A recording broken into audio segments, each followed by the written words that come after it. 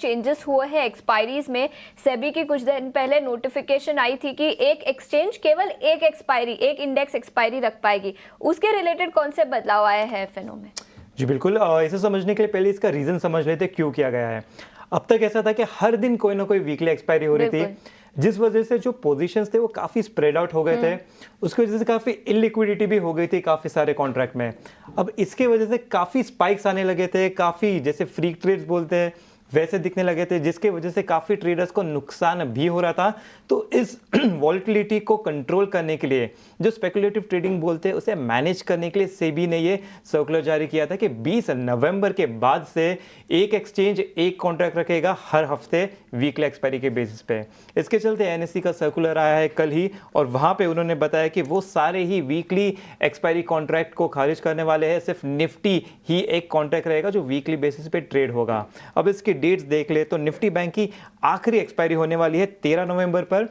Mid cap का बात करें तो यहाँ पे होने वाली है आखिरी एक्सपायरी 18 नवंबर, और निफ्टी फाइनेंशियल जिसे फिर निफ्टी कहा जाता है उसकी आखिरी होने वाली है 19 नवंबर। इसके बाद इन कॉन्ट्रैक्ट्स पे वापस ट्रेड नहीं किया जाएगा वीकली बेसिस पे, सिर्फ और सिर्फ निफ्टी ही रहेगा। अगर हम सेम बीएसई की भी बात करें तो बीएसई ने भी पिछले हफ्ते सर्कुलर जारी किया था, जहां पर उन्होंने बताया था कि वो भी अपने जो वीकली कॉन्ट्रैक्ट है वो बंद करने वाले हैं। इनके आखिरी डेट्स देख ले तो यहाँ पे सेंसेक्स की आखिरी डेट हमें 14 नवंबर नजर आती है, जबकि बैंकेक्स की बात करें तो बैंकेक्स की यहाँ पे 18 नवंबर नजर आती है। तो अभी जो सारे वीकली एक्सपायरी स्प्रेड आउट है अलग अलग दिन पे, वो सारे सेंट्रलाइज होकर सिर्फ निफ्टी में होने वाले हैं वीकली बेसिस पे। तो जो लिक्विडिटी का इशू था वो भी सॉल्व हो जाएगा, और कई हद तक जो वॉलेटिलिटी ज़्यादा होती जा रही थी ऑप्शन मार्केट में, वो भी कहीं ना कहीं कंट्रोल होती हुई थमती हुई नजर आ सकती है। तो ये काफ़ी अच्छा मूव है सेबी की तरफ से, और एक्सचेंजेस ने भी से टाइम पर सारे सर्कुलर जारी करके अपने तरफ से भी बता दिए है कि कौन से डेट पर कौन से आखिरी एक्सपायरी रहने वाले हैं।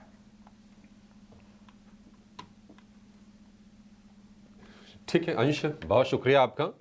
तो ये कहने की एक तो इलिक्विडिटी की स्थिति आ गई थी, और दूसरी चीज़ ये भी थी कि मार्केट रेगुलेटर सेबी हो या फिर सरकार हो, सबकी मंशा ये है कि रिटेल को नुकसान ना हो, और उनको कहीं ना कहीं सेफगार्ड करने के लिए, स्पेकुलेशन को रोकने के लिए एक एक्सचेंज पर सिर्फ एक वीकली एक्सपायरी की इजाज़त होगी। निफ्टी ने, एनएससी ने चुना है निफ्टी को, और बीएसई ने चुना है सेंसेक्स 30 को, सेंसेक्स 50 और बैंकेक्स, इसमें अब वीकली एक्सपायरी नहीं होगी। ये अपडेट आया है। लेकिन चलिए, हमारे साथ हमारे एक्सपर्ट जुड़ गए हैं। वैशाली पारिक हैं हमारे साथ प्रभुदास लीलाधर से। वैशाली जी, बहुत शुक्रिया आपका समय देने के लिए। स्वागत है आपके टीनो स्वदेश पर। वैशाली जी, मार्केट आपको कैसा लग रहा है इस वक्त? क्योंकि हम देख रहे हैं कि बाकी जो दिक्कतें हैं बाजार के लिए वो बरकरार हैं। ईरान और इजराइल के बीच में टसल है। इजराइल की कैबिनेट में कल ईरान को जवाब देने पर चर्चा भी हुई है। बाकी अगर हम देखें यूएस के मार्केट में जो इन्फ्लेशन के जो डेटा हैं अनुमान से थोड़े से ज़्यादा आए हैं, मूड थोड़ा सा डिस्टर्ब वहाँ पर हुआ है, क्रूड में स्पाइक अप हुआ है।